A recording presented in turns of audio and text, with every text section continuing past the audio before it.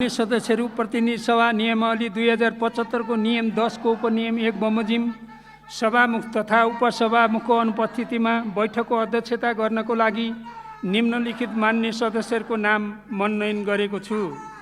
मान्य श्री अमृता देवी अग्रहरी, मान्य श्री चन्द्रकान्त चौधरी, मान्य श्री मानबहादुर विश्वकर्मा।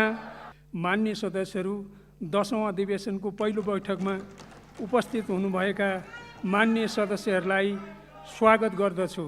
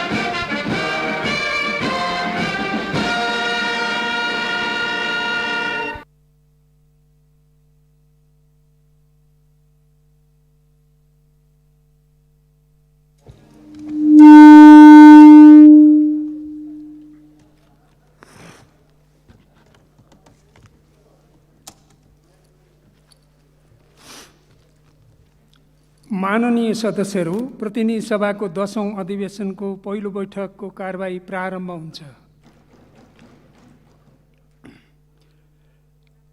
सर्वप्रथम सम्माननीय राष्ट्रपतिबाट अधिवेशन आह्वान सम्बन्धी पत्र प्राप्त हुन आएको छ। सोको बेहोरा म पढेर सुनाउँछु। नेपालको संविधानको धारा 93 को उपधारा 1 बमोजिम सम्मत 2078 साल मङ्सिर 28 गते मङ्गलबारका दिन 14 बजे अन्तर्राष्ट्रिय सम्मेलन केन्द्र नयाँ बानेश्वरमा सङ्घीय संसदको दुवै सदनको अधिवेशन आह्वान गरेको छु। विद्यादेवी भण्डारी, मिति 2078 मङ्सिर 16 गते। मान्य सदस्यहरू, 10औं अधिवेशनको पहिलो बैठकमा उपस्थित हुनुभएका मान्य सदस्यहरूलाई स्वागत गर्दछु।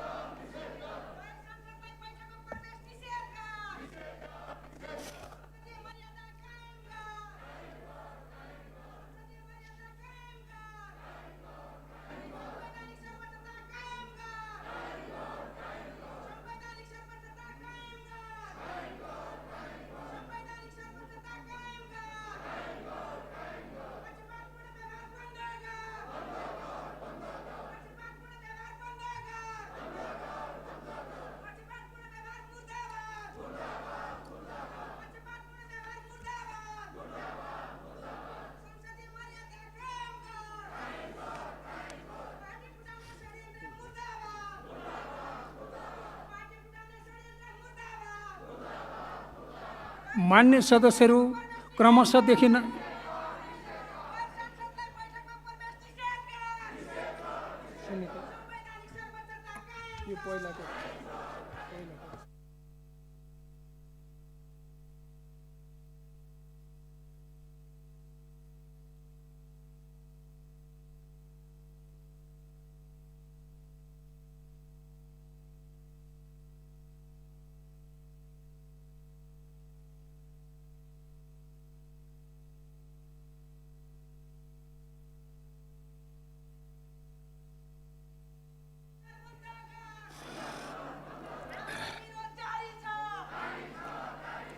मान्य सदस्यहरू लोकतन्त्र सिद्धान्त मात्र नभएर पूर्ण पारदर्शी प्रक्रिया र समन्वयिक परिणामको औजार पनि हो। यस सिद्धान्तलाई लोकतन्त्रको अभ्यास गर्ने उच्चतम थलोको रूपमा रहेको सङ्घीय संसदले अनिवार्य रूपमा बुझ्नुपर्दछ।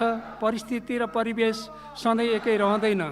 समसामयिक रूपमा परिस्थिति अनुकूल राष्ट्रिय हितलाई ध्यानमा राखी कार्य सम्पादन गर्नु र सरकारलाई गर्न लगाउनु संसदको मुख्य कर्तव्य पनि हो।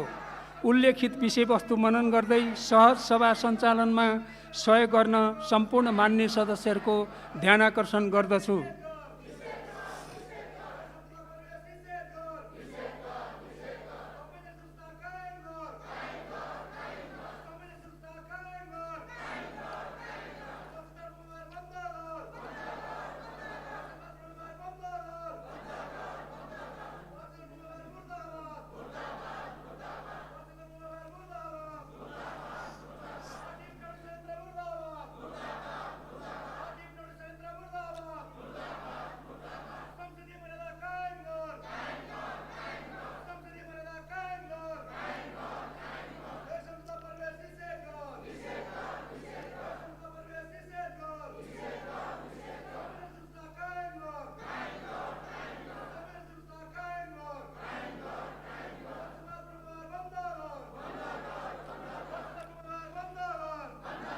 मान्य सदस्यहरू जनप्रतिनिधिहरूको सर्वोच्च निकाय सङ्घीय संसद एवं संसद सदस्यले स्वीकृत विधि पद्धति एवं प्रक्रिया पालन गर्ने कुरामा अझै बढी संवेदनशील एवं प्रतिबद्ध हुन आवश्यक छ भन्ने कुरामा हामी सबै जानकार छौँ।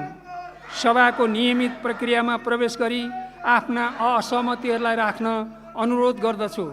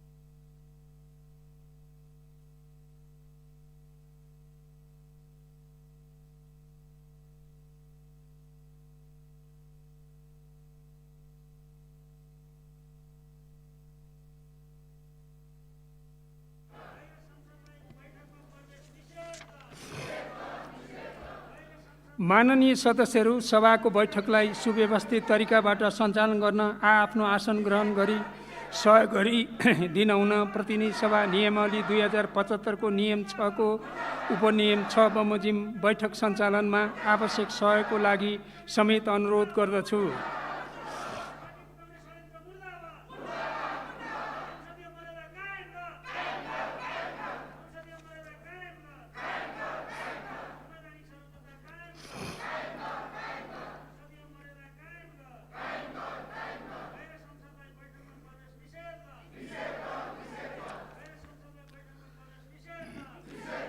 माननीय सदस्यहरू, नेपालको संविधानको धारा 105 ले अदालतमा विचाराधीन मुद्दाहरूको सम्बन्धमा न्याय निरूपण प्रतिकूल असर पार्ने विषयमाथि सङ्घीय संसदको कुनै पनि सदनमा छलफल गर्न बन्देज गरेको कुरा पुनः स्मरण गर्न चाहन्छु।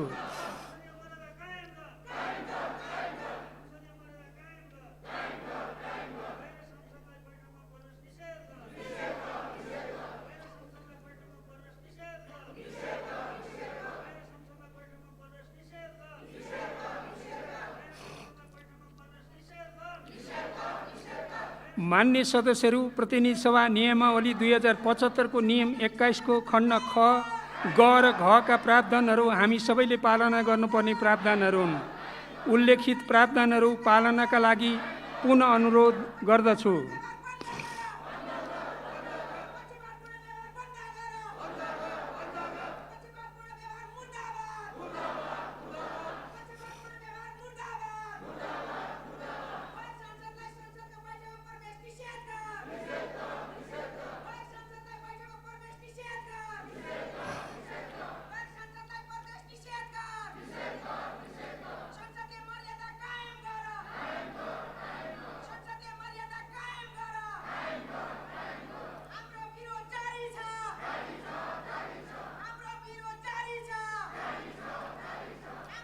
मान्य सदस्यहरू, अब गणतन्त्र र लोकतन्त्र प्राप्तिका लागि जीवन उत्सर्ग गर्ने ज्ञात अज्ञात शहीदहरूप्रति श्रद्धाञ्जली अर्पण गर्न उठेर 1 मिनेट मौन धारण गर्न अनुरोध गर्दछु।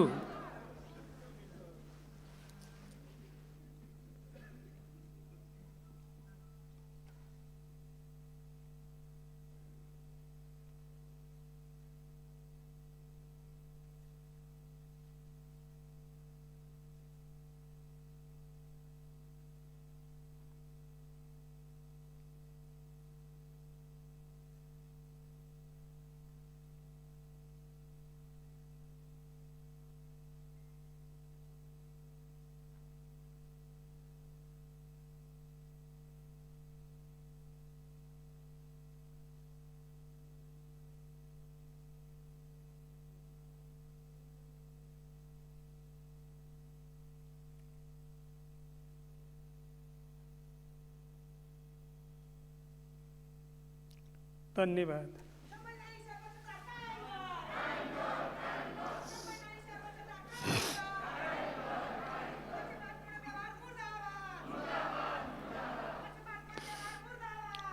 मान्य सदस्यहरू, प्रतिनिधि सभा नियमावली 2075 को नियम 10 को उपनियम 1 बमोजिम सभामुख तथा उपसभामुखको अनुपस्थितिमा बैठकको अध्यक्षता गर्नको लागि निम्नलिखित मान्य सदस्यहरूको नाम मनोनयन गरेको छु।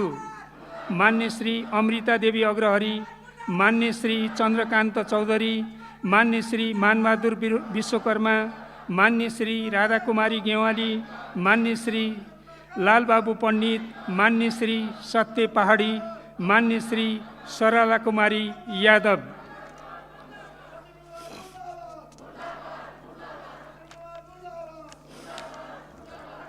मान्य सदस्यहरू, अब म मान्य गृहमन्त्रीको तर्फबाट मान्य कानुन न्याय तथा संसदीय मामिला मन्त्री श्री दिलेन्द्र प्रसाद बडुलाई नेपाल प्रहरी र प्रहरी प्रदेश प्रहरी कार्य सम्पादन सुपरिवेक्षण समन्वय पहिलो संशोधन अध्यादेश 2078, तेजाब तथा अन्य घातक रासायनिक पदार्थ नियमन अध्यादेश 2078 र सामाजिक सुरक्षा पहिलो संशोधन अध्यादेश 2078 पेश गर्न अनुमति दिन्छु।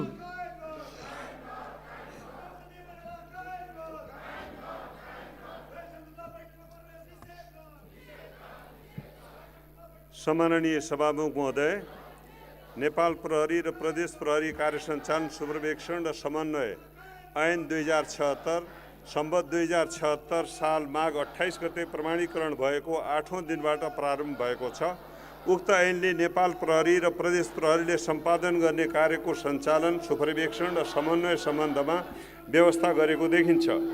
नेपालको संविधानको धारा 288 को उपधारा 1 मा नेपालको राजधानी काठमाडौँमा रहने व्यवस्था गरे बमोजिम संघीय लोकतान्त्रिक गणतन्त्र नेपालको राजधानी काठमाडौँको विशेष सुरक्षा प्रबन्ध तथा अपराध अनुसन्धान तथा नियन्त्रणका लागि संघीय राजधानी प्रहरी गठन तथा संरचना व्यवस्था र त्यसको काम, कर्तव्य, अधिकार, अनुसन्धान तथा नियन्त्रण गर्न र अन्य केही व्यवस्था संशोधन गर्न आवश्यक भएको हो। अतः उक्त कानुनी व्यवस्था तत्कालै गर्नुपर्ने परिस्थिति उत्पन्न भएको र संघीय संसदको अधिवेशन चलिरहेको अवस्था नभएकोले नेपालको संविधानको धारा 114 को उपधारा 1 बमोजिम नेपाल प्रहरी र प्रदेश प्रहरी कार्य सञ्चालन, सुपरिवेक्षण र समन्वय पहिलो संशोधन अध्यादेश 2078 प्रति सभा समक्ष प्रस्तुत गर्दछु। धन्यवाद।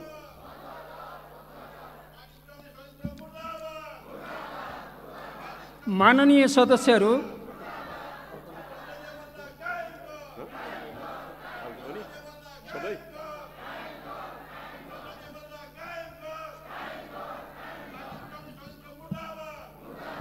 सम्माननीय सभामुख महोदय, तेजाब लगायत अन्य घातक रासायनिक पदार्थको प्रयोग गरी आपराधिक क्रियाकलाप गर्ने संख्या दिनानुदिन बढ्दो क्रममा रहेको छ। मुलुकी अपराध संहिता 2074 को दफा 193 ले तेजाब वा अन्य रासायनिक, जैविक र विषालु पदार्थ प्रयोग गरी कुरूप पार्न नहुने व्यवस्था गरेको भए तापनि उक्त व्यवस्थाले तेजाब लगायत अन्य घातक रासायनिक पदार्थको उत्पादन, बिक्री, वितरण, ओसार प्रसार र प्रयोग सम्बन्धमा प्रष्ट व्यवस्था नगरेको हुँदा सो सम्बन्धी नयाँ कानुन बनाई तेजाब लगायत अन्य घातक रासायनिक पदार्थको प्रयोग गरी हुने आपराधिक क्रियाकलापलाई न्यूनीकरण गर्न नियामक कानुन आवश्यक भएको साथै तेजाब तथा अन्य घातक रासायनिक पदार्थको उत्पादन, निकासी, पैठारी, भण्डारण, ओसार प्रसार, प्रयोग, बिक्री, वितरण तथा यस्तो पदार्थको विसर्जन गर्ने कार्यलाई नियमन गर्नको लागि तत्काल कानुनी व्यवस्था गर्न आवश्यक भएको हो। अतः तेजाब प्रयोग गरी हुने आपराधिक क्रियाकलापहरूलाई नियन्त्रण गर्ने कानुनी व्यवस्था तत्कालै गर्नुपर्ने परिस्थिति उत्पन्न भएको र संघीय संसदको अधिवेशन चलिरहेको अवस्था नभएकोले नेपालको संविधानको धारा 114 को धारा 1 बमोजिम तेजाब तथा अन्य घातक रासायनिक पदार्थ नियमन अध्यादेश 2078 प्रति सभा समक्ष प्रस्तुत गर्दछु। हस्, धन्यवाद।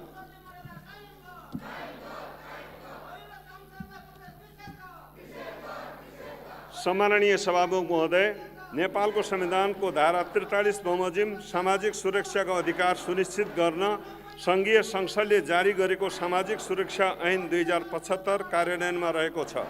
उक्त ऐनमा भएका केही प्रावधानहरूमा समय सापेक्ष संशोधन गरी सामाजिक सुरक्षा भत्ता प्राप्त गर्ने वर्ग वा समुदाय थप गर्न आवश्यकता महसुस भएको हो। अतः उक्त कानुनी व्यवस्था तत्कालै गर्नुपर्ने परिस्थिति उत्पन्न भएको र संघीय संसदको अधिवेशन चलिरहेको अवस्था नभएकोले नेपालको संविधानको धारा 114 को धारा 1 बमोजिम सामाजिक सुरक्षा पहिलो संशोधन अध्यादेश 2078 प्रति सभा समक्ष प्रस्तुत गर्दछु। धन्यवाद। मान्य सदस्यहरू, अब मान्य भौतिक पूर्वाधार तथा संसदीय मामिला मन्त्रीको तर्फबाट मान्य कानुन, न्याय तथा संसदीय मामिला मन्त्री श्री दिलेन्द्र प्रसाद बडुलाई रेलवे अध्यादेश 2078 पेश गर्न अनुमति दिन्छु। सम्माननीय सभामुख महोदय, रेलवे ऐन 2020 मा रेल चालकको योग्यता, रेलवे सम्बन्धी अपराध तथा सजायको व्यवस्था रहेकोमा नेपाल सरकारबाट मिति 2070-1/8 मा जारी भएको रेलवे अध्यादेश 2070 ले रेलवे ऐनलाई खारिज गरेकोले उक्त अध्यादेश जारी भए पश्चात नेपाल सरकारको तर्फबाट सो अध्यादेशलाई प्रतिस्थापन गर्ने विधेयक संसदमा पेश नभएकोले हाल रेलवे सम्बन्धी कानुन रिक्तता रहेको छ।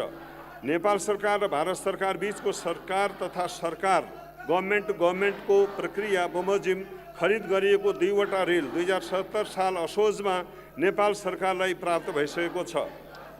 रेल सञ्चालनको लागि नेपाल सरकार तथा भारत सरकार बीच 5 अक्टोबर 2021 मा स्ट्यान्डर्ड अपरेटिङ प्रोसिडियर SOP मा हस्ताक्षर सम्पन्न हुनुको साथै भारत सरकारको सहयोगमा निर्माण भएको जयनगर, जनकपुर, कुर्था खण्डको रेलवे ट्र्याक लगायतको संरचना भारत सरकारबाट 22 अक्टोबर 2021 मा नेपाल सरकारलाई हस्तान्तरण भई आएको छ।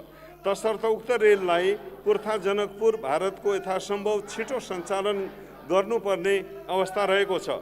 रेल सञ्चालनको लागि आवश्यक चालक तथा सहचालकको चालक अनुमति पत्रको आधार तथा मापदण्ड, यात्रीगुण्टा तथा मालसामानको ढुवानी तथा हानि नोक्सानीको अवस्थामा दिइने क्षतिपूर्तिको आधार र मापदण्ड, रेलवे दुर्घटनाको जाँचबुझ तथा उद्धार तथा क्षतिपूर्तिको आधार र रेलवे सम्बन्धी कसुर तथा सजाय र क्षतिपूर्तिको आधारको सम्बन्धमा कानुनी व्यवस्था भएपछि मात्र रेल सञ्चालन गर्नुपर्नेमा हालसम्म रेलवे सम्बन्धी कानुनको अभाव रहेकोले सो सम्बन्धी कानुनी व्यवस्था गर्नुपर्ने आवश्यकता उत्पन्न भएको छ। सरकारले खरिद गरेको रेल तत्काल सञ्चालन नगर्दा रेलको इन्जनमा समस्या उत्पन्न हुने, निर्मित रेलवे संरचनामा थप हानि नोक्सानी हुन सक्ने देखिएकोले तत्काल रेलवे सम्बन्धी कानुनी व्यवस्था गरी रेल सञ्चालनमा ल्याउन आवश्यक रहेको छ। अतः उक्त कानुनी व्यवस्था तत्कालै गर्नुपर्ने परिस्थिति उत्पन्न भएको र सङ्घीय संसदको अधिवेशन नभएकोले नेपालको संविधानको धारा 114 को धारा 1 बमोजिम रेलवे सम्बन्धमा व्यवस्था गर्न बनेको अध्यादेश 2078 प्रतिनिधि सभा समक्ष पेश गर्दछु। धन्यवाद।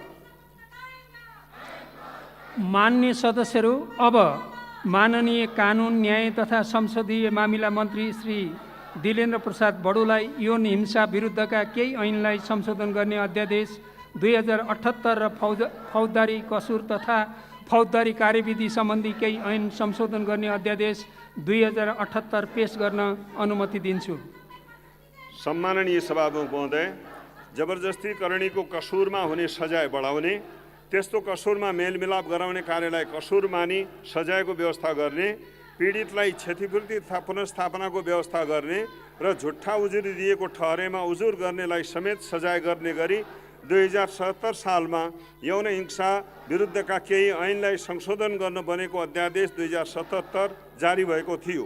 सो अध्यादेशबाट गरिएको व्यवस्था नेपालको संविधानको धारा 114 को धारा 2 को खण्ड ग बमोजिम स्वतः निष्क्रिय भएकोले 2078 वैशाखमा पुनः यौन हिंसा विरुद्धका केही ऐनलाई संशोधन गर्न बनेको अध्यादेश 2078 जारी भएकोमा सो अध्यादेशको व्यवस्था समेत संविधानको उल्लेखित व्यवस्था बमोजिम स्वतः निष्क्रिय भई यस सम्बन्धी कानुनी शून्यता सिर्जना भएको थियो।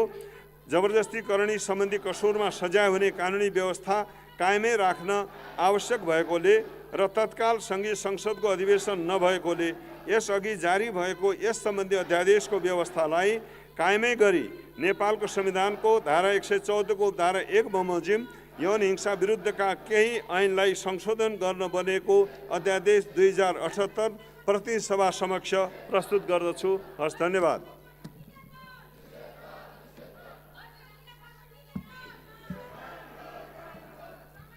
सम्माननीय सभामुख महोदय, तेजाब एसिड आक्रमण कसुरमा सजाय सम्बन्धी कानुनी व्यवस्थालाई तत्काल संशोधन गरी समय सापेक्ष सजायको व्यवस्था गर्न तथा पीडितलाई अन्तरिम क्षतिपूर्ति तथा पुनर्स्थापनाको प्रबन्ध गर्ने सम्बन्धमा कानुनी व्यवस्था गर्न तत्सम्बन्धी केही ऐनलाई संशोधन गर्ने गरी 2077 सालमा फौजदारी कसुर तथा फौजदारी कार्यविधि सम्बन्धी केही ऐन संशोधन गर्न बनेको अध्यादेश 2077 जारी भएको थियो। सो अध्यादेशबाट गरिएको व्यवस्था नेपालको संविधानको धारा 114 को धारा 2 को खण्ड ग बमोजिम स्वतः निष्क्रिय भएकोले 2078 वैशाखमा पुनः फौजदारी कसुर तथा फौजदारी कार्यविधि सम्बन्धी केही ऐन संशोधन गर्न बनेको अध्यादेश 2078 जारी भएकोमा सो अध्यादेशको व्यवस्था समेत संविधानको उल्लेखित व्यवस्था बमोजिम स्वतः निष्क्रिय भई यस सम्बन्धी कानुनी शून्यता सिर्जना भएको थियो। तेजाब आक्रमण सम्बन्धी कसुरमा सजाय हुने कानुनी व्यवस्था कायमै राख्न आवश्यक भएकोले र तत्काल सङ्घीय संसदको अधिवेशन नभएकोले यसअघि जारी भएको यस सम्बन्धी अध्यादेशको व्यवस्थालाई कायमै गरी नेपालको संविधानको धारा 114 को उपधारा 1 बमोजिम फौजदारी कसुर तथा फौजदारी कार्यविधि सम्बन्धी केही ऐनलाई संशोधन गर्न बनेको अध्यादेश 2078 प्रतिनिधि सभा समक्ष प्रस्तुत गर्दछु। धन्यवाद।